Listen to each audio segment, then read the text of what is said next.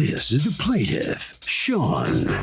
He says he gave his coworker, the defendant, $11 to gamble in Las Vegas, and the guy texted him saying he won $5,000 playing blackjack. He texted him back asking how much he was owed on the $11 investment and got nothing but silence in return. When he got back from the trip, the defendant told him he lost the $11 and made the $5,000 with his own $400. Bottom line, he gave the defendant his lucky $11, which is 2.75% of the $5,000 he won. So he's suing for the $137.50 he's owed. This is the defendant, Matthew. He says the plaintiff found $11 on the ground and gave it to him to gamble with in Las Vegas. The guy's a big fan of lobster rolls, so he found a lobster slot machine and played it, but lost. When he gets back to the office, the plaintiff starts demanding he give him a portion of his winnings from playing blackjack with his own money. Huh? That's so ridiculous, but hey, it's a free country, so go for it. He's accused of winning big and not sharing. All parties, please use your right hand. Proceed, come to order, please. Litigants have been sworn, Your Honor. Thank you, Douglas. You're welcome, ma'am. Okay, Sean and Matthew. Sean, you're suing Matthew for $137.50 because you want a percentage of his winnings in Vegas. Correct. And you feel you're entitled to it because you found $11 in the gym and you handed it to him. Tell me what happened here. Sure. So we're work colleagues. What kind of place do you work? You don't have to name An the place. office. But what kind of office? It does what generally? Insurance. Insurance? Okay. Yes. How long have you two worked together? About 7 years. Okay. Friends before then. Worked proximity associates. Everything was great. He was taking a trip to Vegas this one day in December. I was downstairs earlier in the day at the gym, which is in our office. Stumbled across $11 on the ground, a 10 and a 1.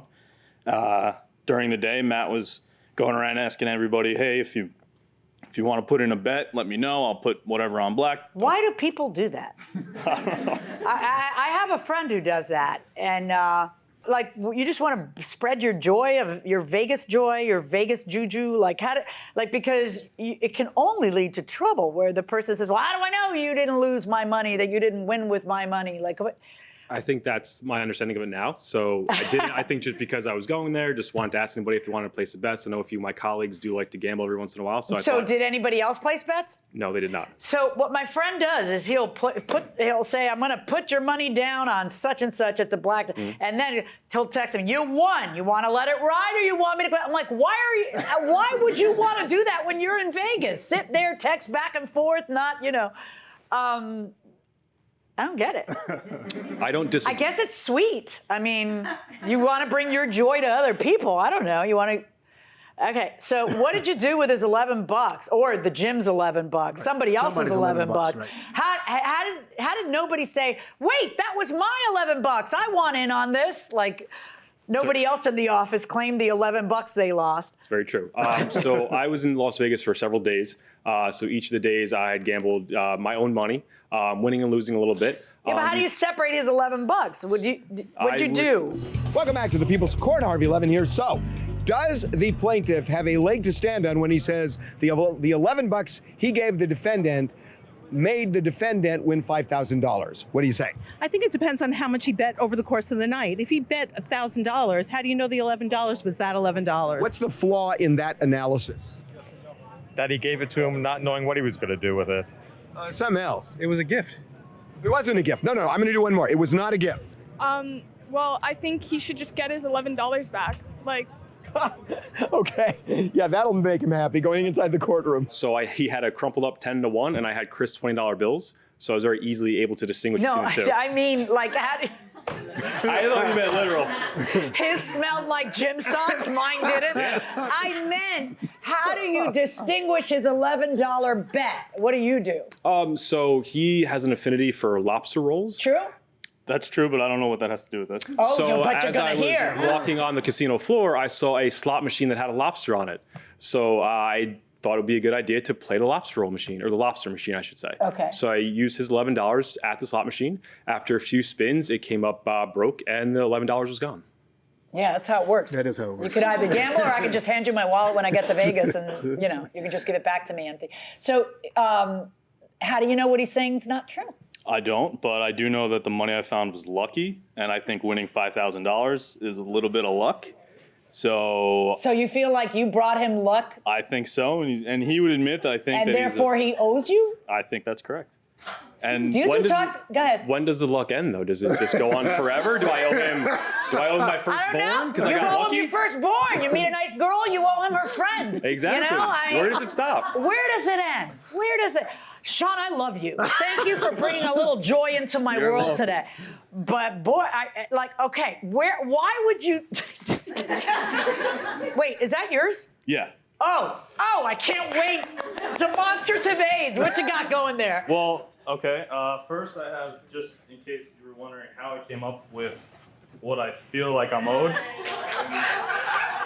Okay, $11 of the 400. Hold on. So, do you want to Right, the math. Go ahead. No, Yeah. $11 what I gave Mr. Lynn, 400 is what he claims he started with. 5,000 are his winnings, and therefore the 11 would represent a certain percentage of the 400, and that's how he comes up with 137.29.50, 137.50. Right. I got that.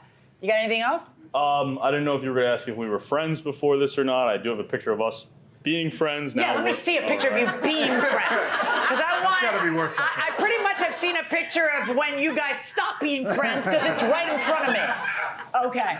All right, there's you This two was better being times. friends. I mean, now we work together, but we don't talk, so I don't know if you want to. Is that awkward for everybody else? Go ahead and go back to your spot. Is that awkward for everybody else that you two don't talk now? No. I mean, it's an office. There's a good amount of people there. We have a good working relationship. Have the guys in the office placed bets on who's going to win at the People's Court? Did that happen? Well, we haven't disclosed that. Kind of stuff. You haven't disclosed that? No. The cat's out of the bag. I also have text messages. Oh, let's see. Do you want me to? Nope. No, you want got the my phone or bailiff. you want this? Is good. It's fine on the paper. Okay. Thanks, boss. And then there's another one here. So there's two different. Yeah, they're basically the text messages, timelines. unless you're going to show me something new. I read them and they basically just say, well, half of it I don't understand what you guys are talking about. Well, it's some talk about baseball trades and the Yankees, but Right. it's a picture of his $5,000 the night that he won, me asking how much he was going to give me, him telling me nothing. Right. It's kind of what's happening right now. May I clarify something, Judge? Yeah. So the $5,000 was the actual jackpot, but after taxes, it comes down to about $3,300. Point of clarification there. Point of clarification. Do you guys have the same boss? Yes. Does your boss know you're here? No. Listen, Sean, Yeah. here's the thing. You were asking me, how much did it cost you to file, by the way, to file this case? $47 or something? Cost you $47 to file, to claim $137 on $11 you found. It's not about the money. I beg your pardon? It's not about the money for me. Kind of is, isn't it? No, it's about the principle at this point. Is it? All right, because Can I just add something? Yeah, yeah. After he said no to giving me anything, I said, well, then at least give me the 11 back. He wouldn't even do that. right. So that's why we're here today. Is Okay, just to, so let's talk about that. When he says give me the 11 back, why wouldn't you give him the 11 back? The principal? Certainly. So he gave me the money with the intention of gamble. potentially winning or losing. That money was used in a losing fashion. So why would I return money to him that was lost in the faith that he wanted me to do so? I guess it's principle for the both of you. All right, let me, here's a problem with this kind of contract is you basically come into court and saying, did not, did to. How can you ever disprove that he gambled away and lost? That's usually what happens. Just because he won, like you're making it sound like you giving him $11 to gamble means that you have a claim to that percentage of whatever he wins. That's a totally different contract than the one you guys entered into. The one you guys entered into is actually, here's $11, gamble it. That's the one you guys entered into. But what you want, if the guy had won $1 million, you'd want 2.47% of his $1 million. And that's not the agreement you guys had. I think the fact that it was a lucky $11 should have something to do with this. Okay, I'm going to go down there and smack you upside the head if you say that. Well, a lucky $11. How do you figure that his winnings are anything more than random? Okay, like you think that you bestowed like the juju of luck on his brain, and that then he goes over there, and if it weren't for his $11 that he found on the gym floor, you wouldn't have won it. Come on. Yes, I do believe that. Okay, I'm sure you do. Okay, but he needs the $11 so he can put it down for therapy. All right, so that we can kind of move on from this perceived indignancy that you have that he did you wrong when he didn't. I mean it. He really did, kidding aside, because you guys are young, and I have this whole patina of age thing and experience. I need you guys to listen to me. He didn't do you wrong. I know you think you're right. You're wrong legally, but I think you're wrong also morally. I mean, because when you give 11 measly dollars to a guy and say, gamble it for me, you don't really have a right to say, I want 2.47%. You're not on good ground here. So you guys should get over it and be friends again. And if you're not, too bad, so sad.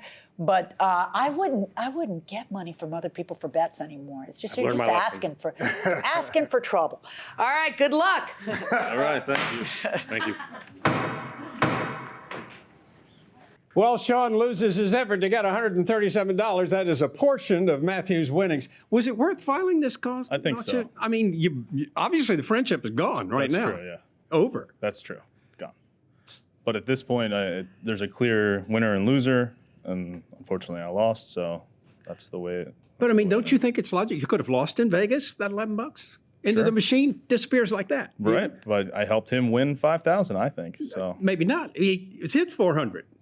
Well, okay. You can't be convinced, can you? No. Okay, sorry. That's all right. Well, you lost. thank you. Okay, good luck to you. I'm sorry you've blown the friendship here. right, That's a appreciate shame. Matthew, come on out here. What were you shocked when he sued you or not? Very shocked. I'm not surprised, but I was shocked. I can't blame you. Do you think there's any hope for this friendship? Or really, is it? What does everybody else think about this? Well, not many people know about this. So, when we go back to the office and talk about things, they're going to know about it. They're going to see that the good side won. Yeah. This is very interesting. It's going to be interesting hearing the reaction. Oh, of course. And I can't wait to eat $137 worth of lobster rolls as well. Good luck. Congratulations. Harvey? I mean, look, there's no way to prove that the $11 that the defendant bet is the $11 that caused him to win. The fact is, these are terrible ideas, and they destroy relationships all the time.